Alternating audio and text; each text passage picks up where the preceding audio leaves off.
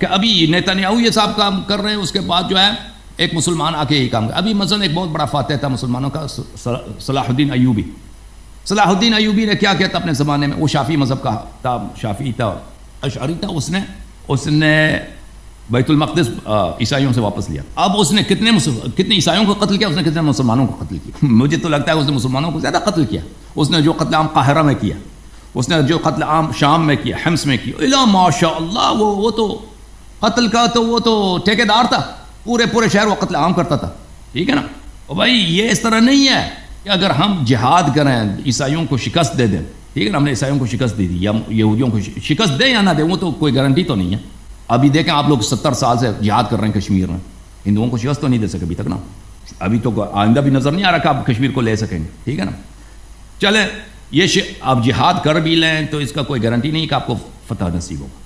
ابھی جو شیعوں نے جہاد کیا نا لبنان میں لبنان میں شیعوں کو فتح ہو رہی ہے بھائی؟ نہیں ہو رہی ہے نا. شیعوں نے جہاد کیا تھا نا، شیعہ بیچارے شیعہ خود ابھی تباہ ہو رہے ہیں. فلسطینیوں نے جہاد کیا تھا غزہ میں، خود تباہ ہو گیا ہے کہ نہیں بھائی؟ غلط کہہ رہا ہوں یا صحیح کہہ رہا ہوں؟ بالکل ایسا ہی ہے.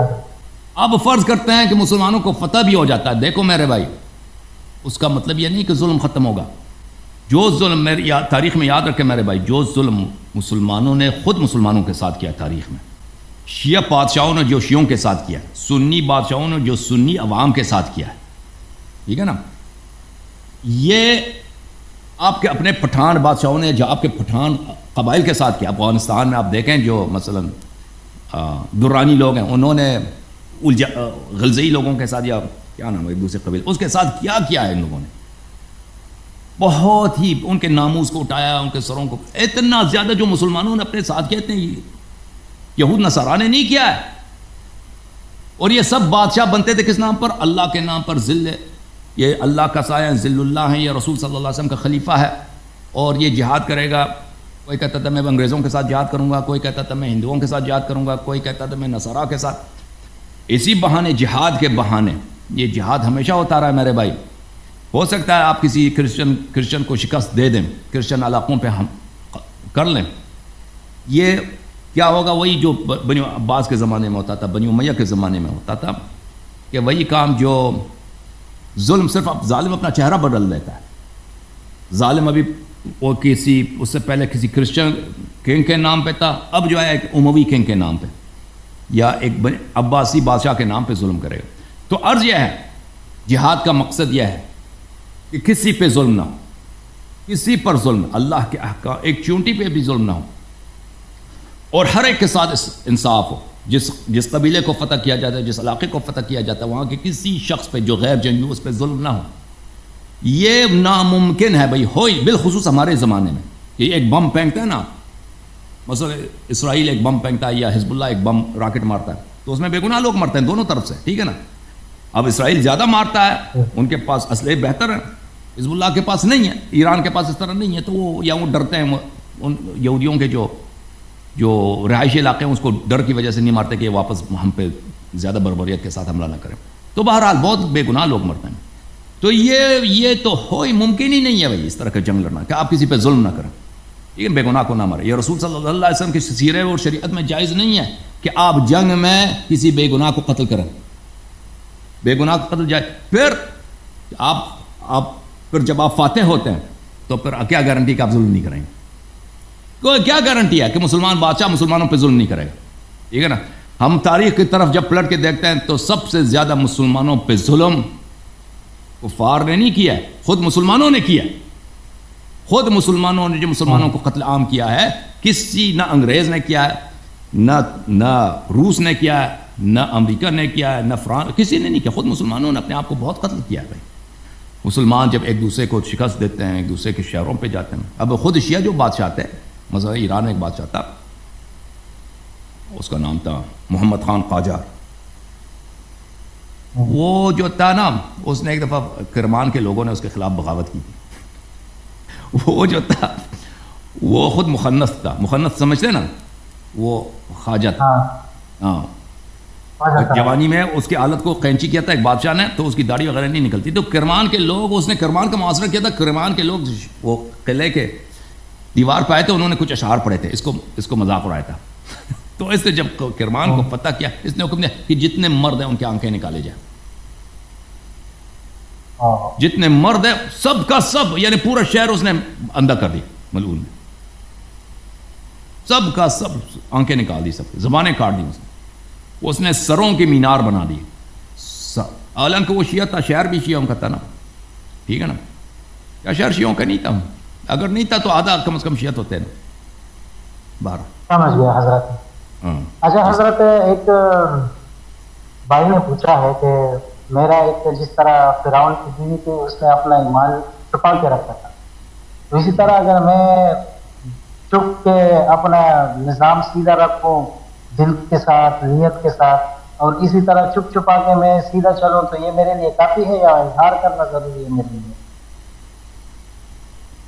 بھئی اگر کوئی ظاہر نہیں کر سکتا ظاہر نہ کرے، اس کے ظاہر کرنا حرام ہے، تقیہ واجب ہے۔ اگر کوئی شخص ایسے سچویشن میں رہتا ہے کہ اگر وہ لوگوں کو بتائے کہ بھئی میں شیعہ ہوں، میں مومن ہوں، لوگ اس کے ساتھ برا برتاؤ کریں گے، گالی دیں گے، اس کو بے عزتی کر، قتل کرنا تو مثلا وہ تو زیادہ سخت ہے، ٹھیک ہے نا، کوئی آپ کو گالی دے گا، آپ پہ تھوک مارے گا، بے عزتی کرے گا، تو پھر بھی آپ پہ چھپانا لازم ہے، آپ چھپا دیں گے، اب کوئی ضروری نہیں ہے۔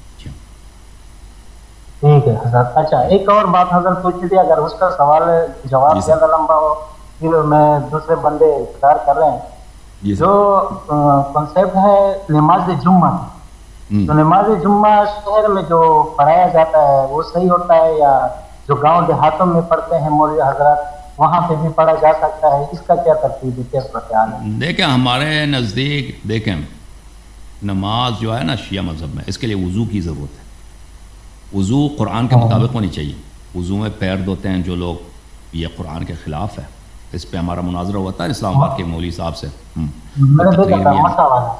ہاں تو جب وضو ہی نہیں ہے تو زندگی میں کبھی نماز بنتی ہی نہیں ہوئی، جس کی وضو نہیں ہے وہ اس کی کبھی نماز نہیں ہوتی، ٹھیک ہے نا، پہلی بات یہ۔ پھر نماز جو ہے پھر وہ بھی سنت کے مطابق ہونی چاہیے، نماز اگر آپ بدعت کے ساتھ پڑھتے ہیں تو نماز نہیں ہوتی، مثلا ہاتھ باندھنا، آمین کہنا وغیرہ وغیرہ۔ پر یہ جب سب باتیں صحیح ہوں تو اس کے بعد میرے محترم بھائی نماز جمعہ کے متعلق جب آتے ہیں، نماز جمعہ فریقین دونوں کا اجماع ہے، شیعہ کا بھی اور سنی کا بھی، کہ نماز جمعہ خلیفہ وقت کا حق ہے، یعنی خلیفہ وقت کا حق۔ نماز جمعہ نماز یومیہ کی طرح نہیں ہے، فجر کی طرح نہیں، ظہر کی طرح نہیں ہے کہ کوئی بھی آدمی آپ آ کے آپ کو نماز پڑھا دے، آپ پیچھے نماز پڑھیں، یہ خلیفہ کا حق ہے، خلیفہ کے پیچھے آپ پڑھیں، یا خلیفہ کا نائب ہو اس کے پیچھے پڑھیں، یہ دونوں فریقین کا ہے۔ تو ابھی لوگ آپ لوگوں کا خلیفہ ہی نہیں ہے، جماعت مرے کا تو خلیفہ ہی نہیں، ٹھیک ہے، خلافت ہی ختم ہو چکی ہے۔ آپ کے علماء کیا کہتا ہے مجھے نہیں معلوم، جب خلافت ہی نہیں ہے تو نماز کیسے آپ لوگ پڑھتے ہو؟ بہرحال مذہب شیعہ میں یہ ہے کہ نماز جمعہ بلا شک بلا ریب یہ واجب ہے، لیکن اس کے شروط ہیں۔ اس کے سب سے اہم شرط یہ ہے کہ اس کا امام خود امام عصر ہوں، خلیفہ وقت ہوں، یا ان کا نائب۔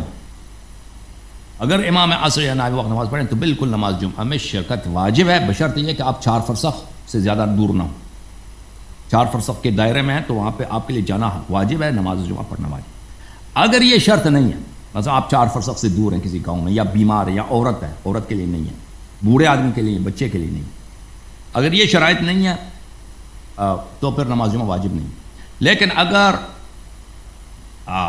امام عصر علیہ السلام نماز پڑھاتے ہیں، یا ان کا نائب خاص جو انہوں نے کہا کہ بھئی اس علاقے کے تم امام ہو، یہاں پہ نماز پڑھایا کرو لوگوں کو، وہ نماز پڑھاتے ہیں، تو اس صورت میں اگر آپ 4 فرسخ کے دائرے میں ہیں تو آپ کو نماز جمعہ جانا ضروری ہے، چاہے شہر میں چاہے گاؤں میں، اس سے فرق نہیں پڑتا۔